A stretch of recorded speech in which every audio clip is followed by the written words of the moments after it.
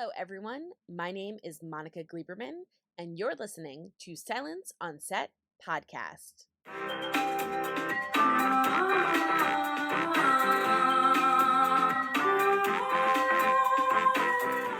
On today's podcast, we have the cast of There's Someone Inside Your House.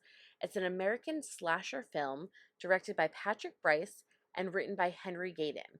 It's an adaptation of a 2017 novel of the same name.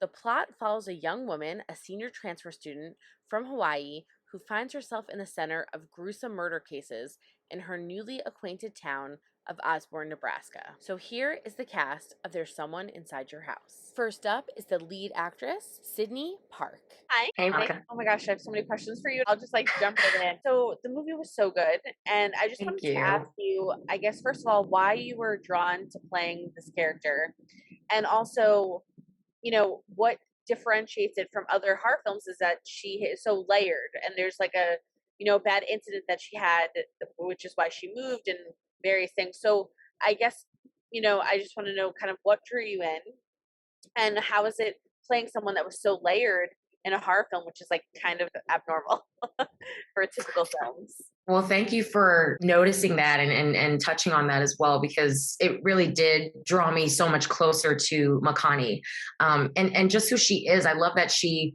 really loves her family. She loves her friends. She loves her grandmother. We know something tragic happened to her. And then, of course, she has her romance with Ollie. And there are all of these layers that are very different from any other horror film really out there. And I think, Patrick Brice being attached and his vision and his work really just made it so much more fun, because he's bringing these fresh ideas as well. We've got Dan Cohen and James Wan, Sean Levy, all of these heavy hitters that are making something really cool. We're breaking traditions. We have a lot of diversity in the cast.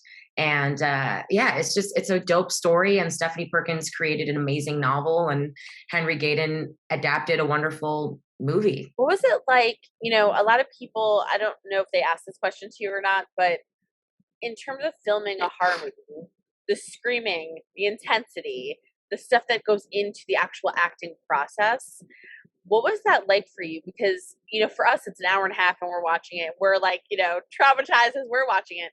But as an actor, I don't know the process of how you mentally prepare and physically to be doing all of these type of things in the film. Yeah, it's definitely grueling. It's exhausting and challenging. You have to make sure that you are well rested, you're drinking your water, because it's take after take after take. You can easily be on set for 12 hours, and you're working on a scene for 6 hours. So each moment you see, Makani gets attacked and this and that, that took days to complete. So it's really challenging and fun, but it's no easy feat. What was the process like when you see this killer? And I thought it was very interesting that they have their face, so they're showing you hidden things or secrets when they're about to murder you, the killer, but he's wearing the face of the person they're about to kill. So what was that like, that process, either acting in that kind of scene, or even I'm assuming they had to do something to make those. So what was that process like? Because that's freaky, I think, in any scenario to see your face on someone else. It is really scary. And our special effects, our makeup artists did an incredible job with the masks. We actually went through the 3D printing process.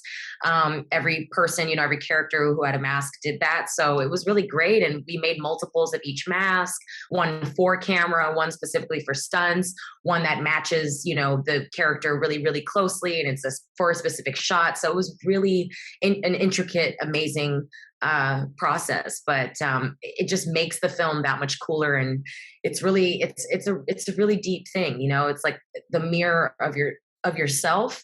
And I love that moment with Markian in the beginning when he goes, "This is not me," and he's looking at himself, and it's so epic. I love it. Yeah, I actually I laughed hardcore at that part. Even though it wasn't funny what was happening, it was very funny. You were so great in the film, and so much rides on your shoulders because you're kind of leading the film through. So I guess this is a two-part question. First, how was that, in terms of acting? I'm sure you're on every single page of the script and trying to, manage all of that. And then also, what was it like to kind of do a horror film that brings us back to the 90s when they were really good? And kind of surprising and shocking? Oh my gosh. Well, I'm honored, I'm honored to carry the torch and be a leader and be, the example for my peers and my wonderful, talented cast. Um, I mean, it's amazing. I've been doing this for so long, and to have my first lead in a movie be this one is really, really special. We touch on a lot of different important topics that are extremely relevant, but also discussions that we've been having for so long. And then on top of that, like, it's a great showcase for an actress. All of these colors, all of these layers. It's a role I've never done before in my career. So I'm really just thankful, and I'm so happy that people are responding to it well. I just want to thank you, and you did a fantastic job. The movie's amazing, and I can't wait for everyone Thank to see it. you. Thank you so much, Monica. So that was Sydney Park talking about her experience on set. Next up are her co-stars, Asia Cooper, Jesse LaTourette, Dale Whitley, and Diego Josef, talking about what it was like working together and what fans can expect for this film. I wanted to ask all of you, and any of you can respond, what it feels like to be in a film where not only are you playing layered characters that are multi-layered and have all of these different scenarios going on in their lives, but you're also dealing obviously with a serial killer. At the same time, the movie kind of takes you back to like the 80s, 90s good horror movie. What was it like to play your characters? And what is it like kind of bringing back horror in a good way, finally? I feel like the stakes were so high and the concept was so creepy. Like the masks are so creepy that honestly, like it was difficult like not to be in it. Like they really like did an amazing job at like immersing you in that world. So as a character, like I just like dived right into it. Yeah, and they made the characters so tangible for us. Like they were written in such a way that we could easily grasp, but also have so much to do and pull from and work from, because our characters had such deep backgrounds and had so much, prior trauma and stuff that you can pull from. It made our jobs a lot easier. Yeah, I mean, I know that there were a lot of similarities between us as people and then our characters a lot, and especially Jesse, what you said about them, like having them to like, it was really easy to be immersed into the film, into the on set as well, because everything was so big and the sets were amazing. Well, what is it like filming a horror movie physically and mentally? Because I mean, you go through so much in the film. So what is that process like as actors, and how do you prepare for that? I personally felt like it helps you stay more present, like which is kind of been like an actor's dream. Like that's what you want every take to be fresh and to be present and organic. And I feel like with horror films, at least like this one, definitely ours, it was so like freeing, and it was so easy to do that because things were very scary. So it was like you were reacting very organically to what was happening. Yeah. So yeah, that was pretty much like my experience. I felt like with everything on set. Was it creepy seeing the masks?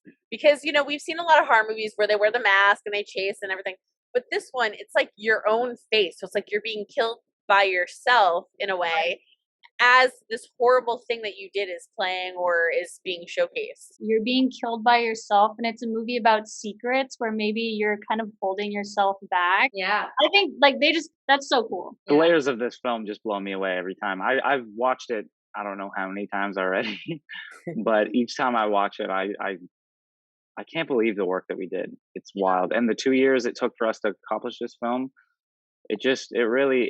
I'm proud of everyone.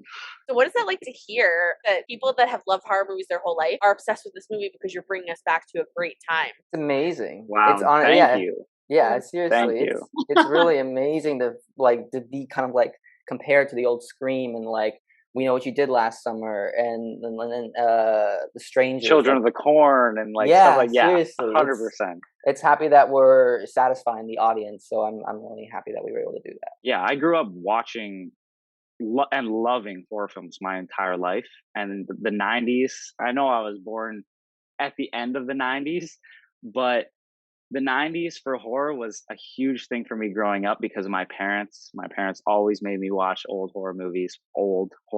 So hearing you say that means the world. It absolutely does, because we were trying to make a good testament to that era of horror, and I'm glad that it's we accomplished that. So just congratulations. You guys did a fantastic job. And I see you all going off doing 100 million other movies. Thank you, Monica. Thank you, Monica. And finally, we have the director, Patrick Bryce, and screenwriter, Henry Gayden. Patrick, I know you directed it, and then Henry, you are the screenwriter behind it. And I wanted to get your take on, well, I guess from both of you, as to the nostalgia that you guys brought to the film, because it feels very much like those really, really good horror movies from like the 90s that I miss.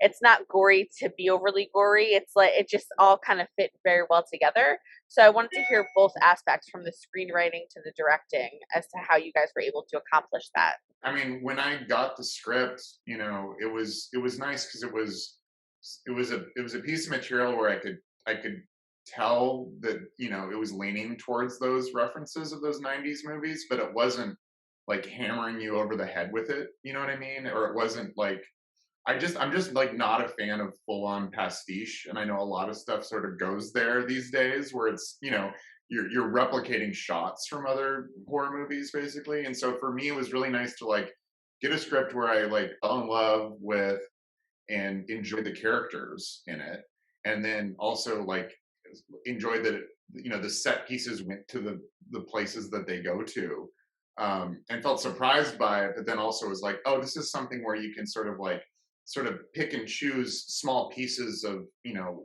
inspiration from those movies, from like Scream and I Know What You Did Last Summer and stuff like that, which are movies I grew up on as well, you know, going to the movie theater. I think those were like some of the first movies I would go to on my own, you know, at a theater.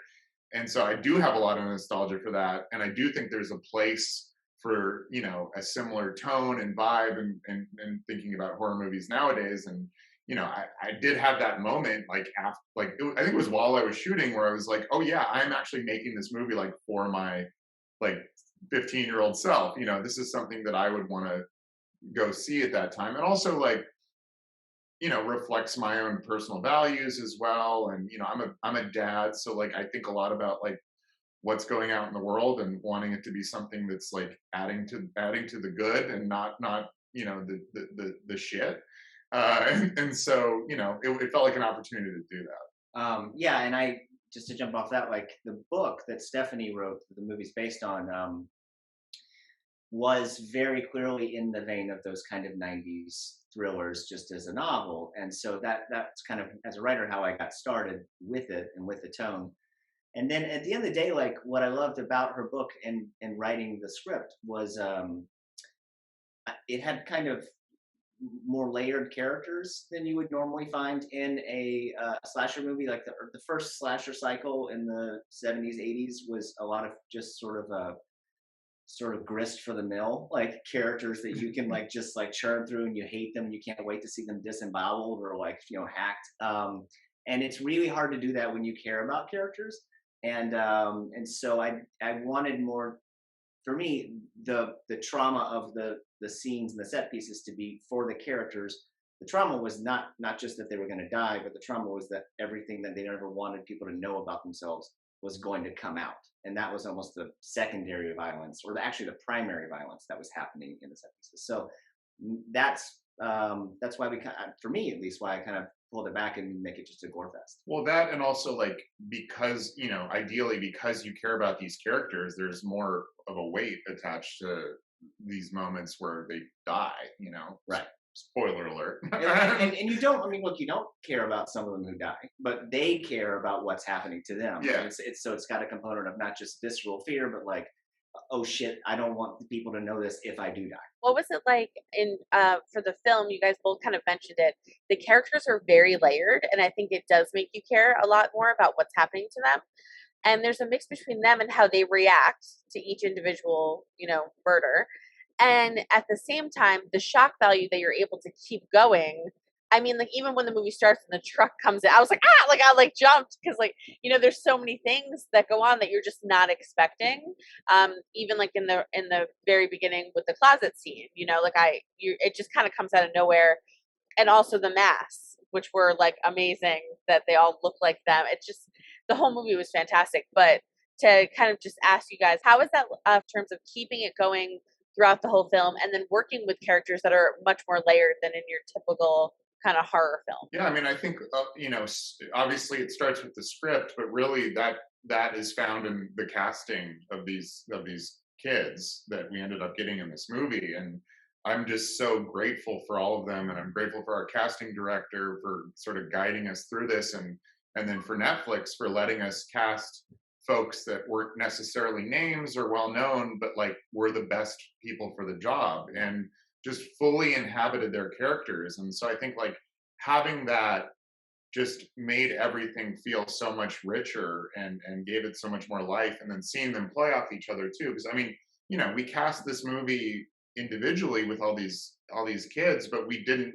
know chemistry wise. Monica, I have deodorant delivered to the room. So hold on. In terms of thinking about the sort of like surprising moments of the movie, those were moments that I had like stylistic hunches that we were leaning into and sort of like planning for, and then fingers crossed they worked within the movie. Like that truck moment at the beginning, that was something where it was kind of leaning into the notion that the audience was going to have an expectation that there was going to be like jump scares and stuff like that. And it's sort of like, just I'm glad you caught that too, because it's like a little hint and a little nod saying like, we're going to play here. You know what I mean? Like, this is going to be fun. We know what kind of movie this is. The movie knows what kind of movie it is, Well, thank you guys so much. It was so good. And I just think you both did such a great job, really bringing back a genre that I feel like I agree with you, Patrick, kind of like went awry. And, like just saying it in a nice way, but like, I just feel like it's very much back on track with this film, and it felt so nice to watch it and really enjoy it. So thank you both so much. Hope you guys enjoyed listening to the cast of There's Someone Inside Your House. The movie is currently available now, streaming on Netflix. Don't forget to hit the subscribe button so you're updated on all of our latest podcasts, and head over to our YouTube channel and hit subscribe so you're updated on all of our video content.